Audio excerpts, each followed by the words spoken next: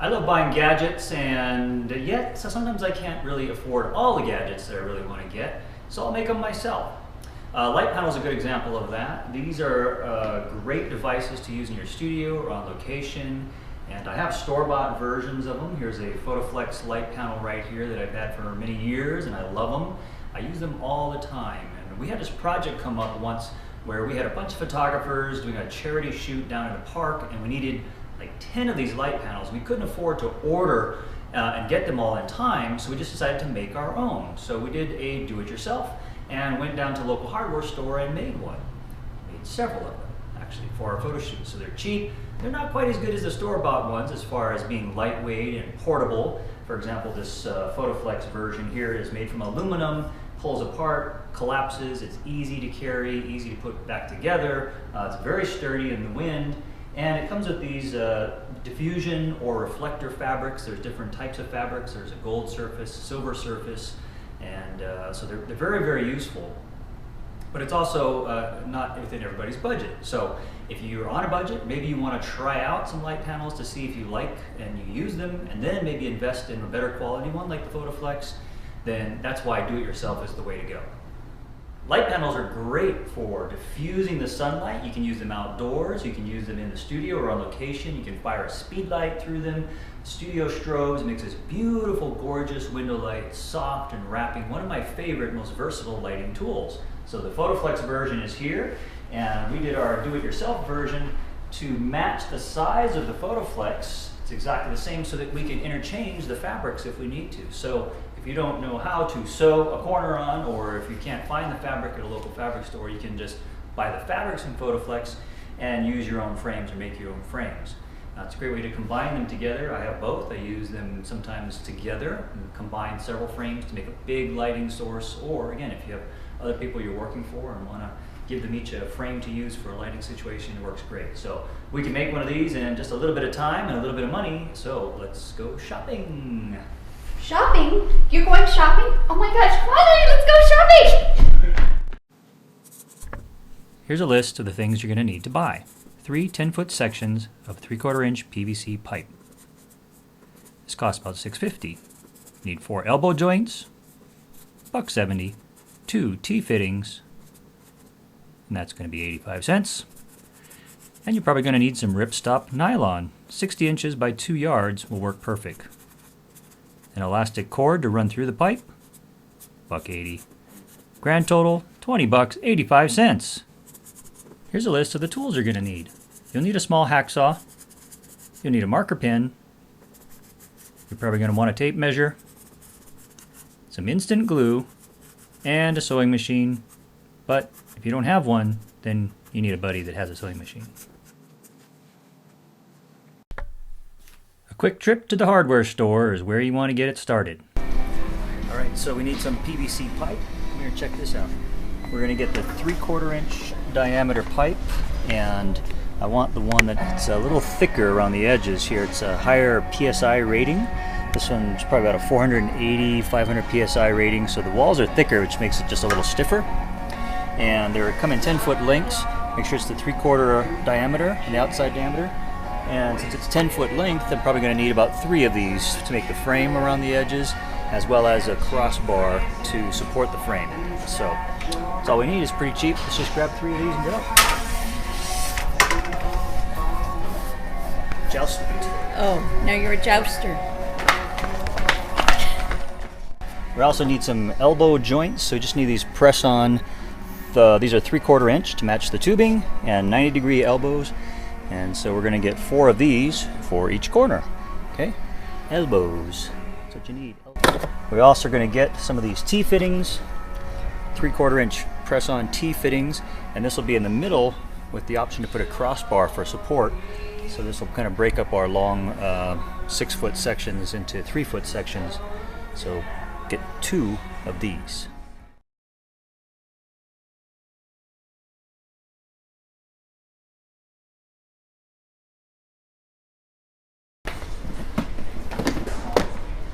All right, you have like 8 toolboxes already, Yeah. honey. But this one's different. These are good. Right here.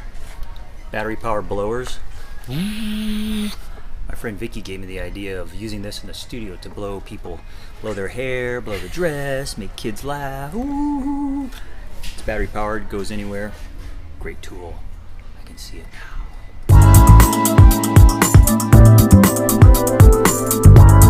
Get one of these.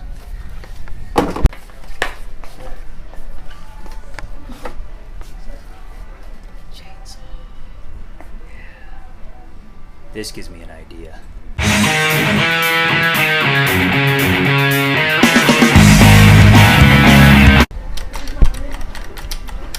What are you getting? All this stuff's on sale. Oh, gloves. Honey, we don't need gloves. Okay, Why? we're making a scrim frame. It's on sale. There's some elastic. So what we're probably going to use is just this kind of heavy duty, about 1 inch wide elastic. And well, we need to get about 3 feet of this 1 inch elastic. This is a nice heavy duty one that won't wear out anytime too soon. Put some elastic cord, and we'll probably need about 20 feet. And this is just to run through the pipe, inside the pipe, to help hold the pieces together. So if you find a little thicker one, that would work too, but it's really just meant to hold the pieces from getting lost and separated, make it easier to assemble the whole thing. Uh-huh. You're looking for some ripstop nylon. This is good stuff, and Ooh, what's that on your back? feels good. A little lower, a little lower. No, Mom! Yeah, that's good. So we have some ripstop nylon, and the white one's good. It's translucent, and it's 60 inches wide, which is plenty wide enough, and you're going to need about 6 feet long. And if you want to get 2 of them, sometimes it's nice to make 2 of the same. So if you want a double diffusion for extra softness, you could actually layer 2 together, one on top of the other. So you may want to get 12 feet. Slip up.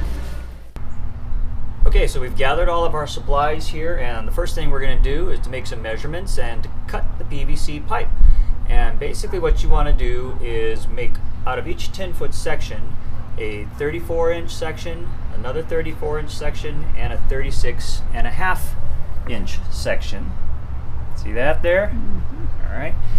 And that'll give me 2 verticals and 1 horizontal per 10-foot section. We got 2 verticals on the left, 2 verticals on the right, horizontal bar at the top, horizontal bar at the bottom, and 1 horizontal bar for the middle for a support brace. It's an optional piece, but we'll make it so you can easily snap that in and out. So this will make about half of the frame. So we need to cut each 10-foot section just like this, and then we'll have a leftover single 36.5-inch piece to cut from the 3rd piece of pipe. All right, so let's get started marking it off.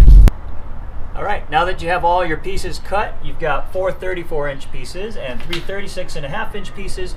Let's just lay it out so you can see what your whole setup's going to look like. So we'll put our vertical pieces here. This is where the T-joint's going to go.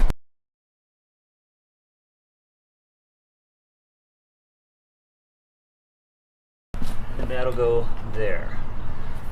And that's what your finished frame's going to look like. All right, you don't really have to glue them, because when you press these joints in together here, they are pretty sticky. I mean, they're hard enough to get apart.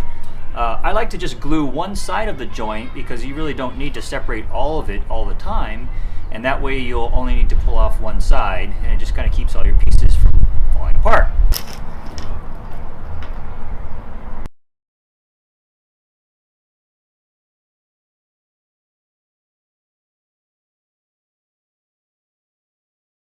After you glue the joints on, it's a nice little handy tip to mark which side is not glued. Maybe a little arrow like that or something, and that just helps that you remember which side to actually pull out, which part separates, so you don't end up pulling on the glued end forever and realizing it's glued. It is helpful just to make a little area, and you can make a little happy face if you want, or you can say pull. Okay, our last step is to run our elastic through the middle of the pipe, And again, this is not absolutely necessary. If you don't want to run elastic, you don't really have to, but it helps to keep the pieces together so they don't fall into different places. And when you're assembling it on the scene, it's much quicker because everything is already kind of located in the right place. You just need to press fit the little joints together and you're good to go. So just run this elastic through all the edges of the surrounding tubings, not the middle. Leave out the middle piece. And when you come to the end, pull it rather tight and tie it off. So let's do that.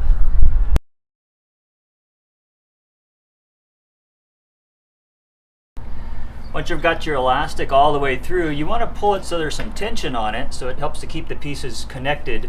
So pull it rather tight so there's some tension and all the joints are actually touching each other, and then tie it off.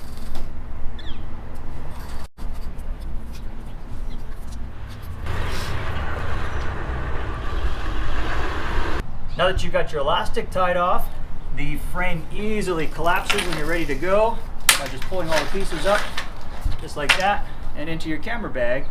And the nice thing again about the elastic is that it keeps everything in the right spot, so that when you're ready to reassemble it, just lay it out on a flat surface.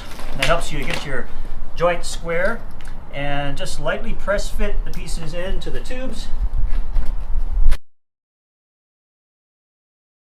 And your frame is ready to go, ready for fabric. So once you have your nylon fabric cut out, you're going to take your elastic pieces and just sew them across the corner right here. A little stitch there, a little stitch there. You just want a diagonal, and that'll hold it onto the frame. Now you can wrap this onto your frame. So one elastic on each corner. That's all I need to do. If you're not a handy sewer, then you need a friend. Here's your completed panel, ready to diffuse your light and create beautiful, soft wrapping window light just about anywhere. Have fun with it. Go create beautiful light.